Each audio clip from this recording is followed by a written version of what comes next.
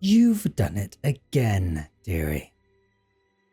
Did you enjoy our first rendezvous so much you decided you just had to get caught in another one of my traps? And a bear trap at that. Oh, I can just imagine the amount of pain you must be in. The sharp teeth of its jaws piercing your skin. The sweet smell of your blood saturating the forest floor, seeping through the pine needles. What a delicate combination, like expensive perfume. What a waste. I suppose it can't be helped, but the mere scent is driving me insane. How cute. Seeing you struggle to stay on your feet makes you look even more pathetic than the snare did. I didn't think that'd be possible. What is it, dearie? Are you scared? Why is your heart beating so fast? Is the little human regretting its choices? You see, you may have had a chance to be let go eventually if you had just behaved. Been a good little human like I told you to. Known your place. Stayed where I left you. I might have even started taking a liking to you despite what you are. But no, you just had to try to run away from me at the first opportunity that presented itself. Risking your own life in the process. Exploiting the little bit of trust I had put in you. And for what? You weren't even aware enough of your surroundings to avoid getting caught again. Believe me, dearie, this is the last time you're going to try a little stunt like this. Not only will I have to take some more severe measures, I doubt you'll be able to comfortably walk, let alone run anytime soon. Considering what's out there, you should be grateful if a messed up ankle is the worst of what might have happened to you today. I don't expect you to thank me for the fact that you're still alive, of course. Judging by your actions, you won't even begin to understand how fortunate you are. My frequent presence in this area is probably the only reason you even made it this far without the creatures of these woods jumping at you from the bushes. You don't deserve my protection. I let you live after you stumbled onto my territory, even gave you shelter in my home. And in return, I've been met with nothing but disobedience. Trust me, dearie, your pretty little face can only excuse so much before I lose my patience. My nerves are stretched thin as is, and you'd be well advised to keep a close watch on what you do next. I can deal with you struggling, with your insistence to call me a monster. I might even forgive your foolish attempt to escape if you're lucky. But what I simply cannot accept is when someone draws bad people towards my refuge. This is my sanctuary. I've built it with my own two hands, and I will not have my home taken away from me by mortals ever again. That's right. The creature I found in my trap just a little while ago. It was no wolf, no woodland creature. It was another human. I was merely joking when I said it might be one of your friends, but it seems I was closer to the truth than I had imagined. Not to worry though, you'll still have my full attention, dearie. As you might be able to tell by the state of my clothes, he won't be much of a problem anymore. I didn't plan on bringing home another mortal, and this one was especially unpleasant. If I had to guess, I'd assume he's done worse to my kind than all of the vile beasts who call this place their home combined. So what makes you think I'll let you get away with what you've done, abusing my hospitality in the way you did. I should have known better than to trust a mortal, but you should have known better than to betray me. Why are you acting surprised? Wipe that little look off your face, dearie. You know exactly what you have done. A second human just happening upon my property. Two mortals finding my exact location within little more than a day after not a single soul has set foot in here in hundreds of years.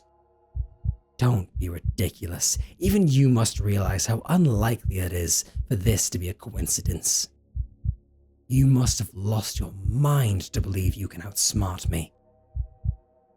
So tell me, did you lead him here on purpose?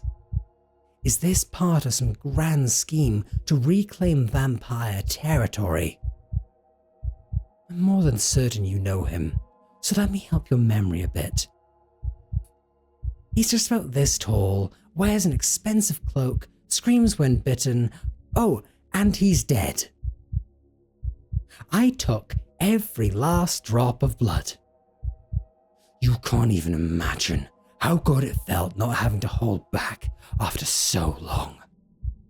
It was a feast to bury my fangs into his neck so deeply, with no regard for the damage it might cause. He didn't taste nearly as good as you do, but I believe I mentioned this to you before. I don't like wasting food. I do not regret my choice. Looking at how even you, despite seeming so innocent, refuse to behave. Whatever is left of him, I'm sure the wildlife will take care of it. The forest doesn't reject a meal, and the scent of freshly drawn blood is sure to intrigue it. But neither do I. Give me just one good reason why you shouldn't be punished for this. After all, who knows how many more are to follow?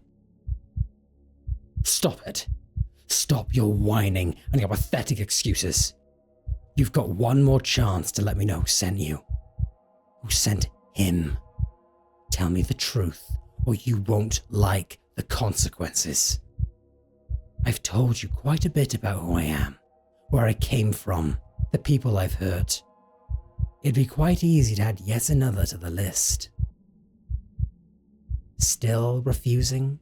Oh, dearie, you're making a grave mistake. With every passing moment, you're becoming weaker and weaker, and your neck looks more and more appetizing. I may have just drunk my fill, but I wouldn't mind some dessert. I've always had a bit of a sweet tooth. You'd make for a fine treat. If it wasn't for the blood on your leg beginning to dry, who knows whether I'd be able to hold back at all. You do well to change your mind before it's too late, dearie. Very well. If I can't convince you with my words, maybe my actions will yield results. I won't kill you, of course. That'd be foolish. Dead men tell no tales after all. The pain of turning, however, the excruciating feeling of your body dying, every muscle feeling like it's being torn apart and put back together in a new arrangement, your brain rewiring itself to crave nothing but the warm, velvety, smooth sensation of blood against your lips. Now that might just be enough to persuade you to tell me the truth, so I may have mercy on you and end your miserable existence right then and there. Your only option at this point is to start talking. Consider this your last chance.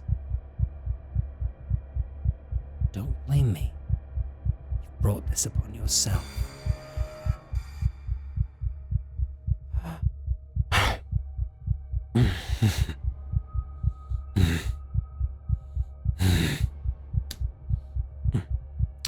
Just as delicious as the first taste.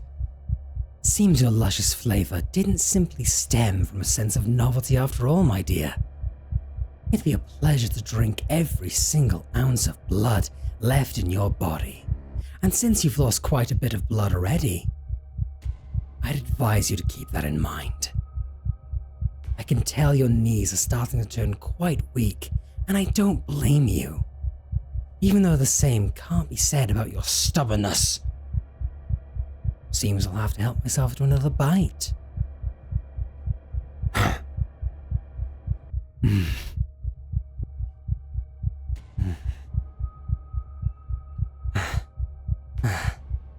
You're a tough one. You don't know when you're looking death right in the eye, do you?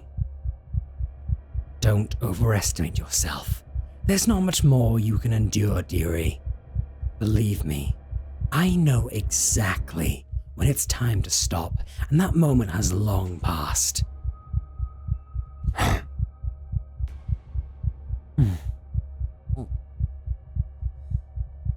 Damn it. If the promise of a death more painful than burning alive isn't enough to get you to talk, nothing will. Or maybe you really are telling the truth.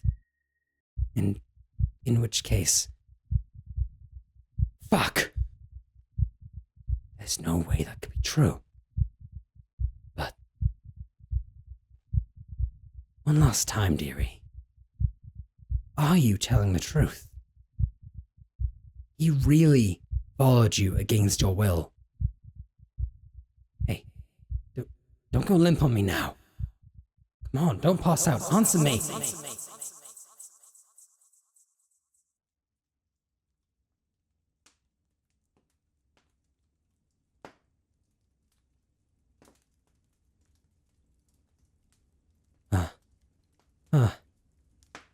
You're awake.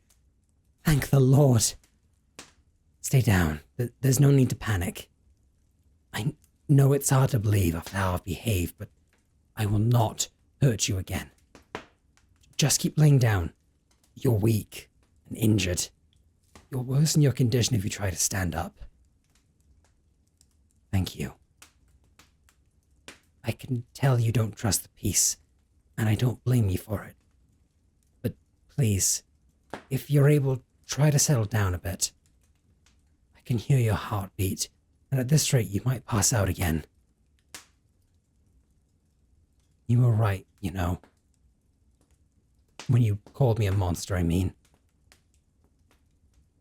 I spoke of remorse, of treating you the way a sentient being deserves, and yet I'd turn around at the first minor inconvenience and let my instincts control me once more. I know it's no excuse. I can't blame all of my actions on vampirism. It's a curse, a disease. But still, it shouldn't control me. After all this time, I should have gained the willpower to keep it under lock and key. I let history repeat itself time and time again. It's like I'm unable to learn from my mistakes. I apologize. I know an apology doesn't make up for the harm I've caused, but still, I truly, sincerely apologize. I told myself if I couldn't let you go, I'd at least harm you as little as possible. And now look at what I've done. I've drank more of your blood than I probably should have. It's close to a miracle for you to still be alive. Well, alive as a human, that is. I was worried I might have gone beyond the point of no return and passed on my curse. But it seems you just barely scraped past a fate worse than death. I don't expect your forgiveness. When I saw that other human, I lost all rational train of thought.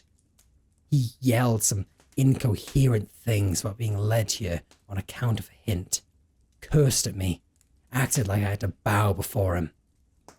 And before either of us knew it, he was dead. I haven't had such a large amount of blood in centuries. It was more than enough to cover my senses in that red veil of bloodlust and blind rage that I used to experience so often. When I finally pulled myself away from the temptation and anger, it was almost too late. I should have believed your words, dearie. I should have known that you hadn't conspired with this mortal who seemed to bring nothing but evil with him. Your words seem truthful, dearie. Now that I can see with a clear mind, I realize this. Being followed by such a villainous person who might just be about the only reason you'd ever consider setting foot in these woods. Who is he? A bounty hunter? An assassin? An executioner, even? Whichever may be the case, he must have been more than determined to track you down.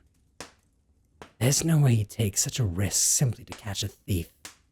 The price in your head must be more than handsome. There's no reason to shy away, dearie. I have no use for gold. Even the most abundant riches or shimmering diamonds are no use to someone like me. I thought about what I should do while you were sleeping. I don't simply want to tell you how deeply I regret what I've done. I want to show it to you, despite what I think of the mortal race. Prying open that bear trap and wrapping your wounds may be a start, but it won't be enough to stop you from wanting to escape again. I've played with the thought of letting you go once you've recovered, but I doubt that is a good idea. If your pursuer was relentless enough to follow you here, then I'm certain more are to come. And besides, this doesn't mean I've abandoned my original intentions for your use of me. I need you, so I may keep my cravings under control. A lack of blood after what I've consumed today may cause me to lose myself completely all over again. So, all I have to offer you is a place to hide, far away from the rest of humanity, as well as my protection from any mortals who may find their way here. I don't care who you were or what you did in the human world. It doesn't matter to me why he was after you, whether it was well-founded or not. You're mine now. You belong to me for the foreseeable future. I see no use in letting you run straight into the arms of certain death. You taste too good to go to waste over whatever those humans deem to be justice. So, until I find a way to break my curse and won't require your services anymore, welcome. Make yourself right at home. For now.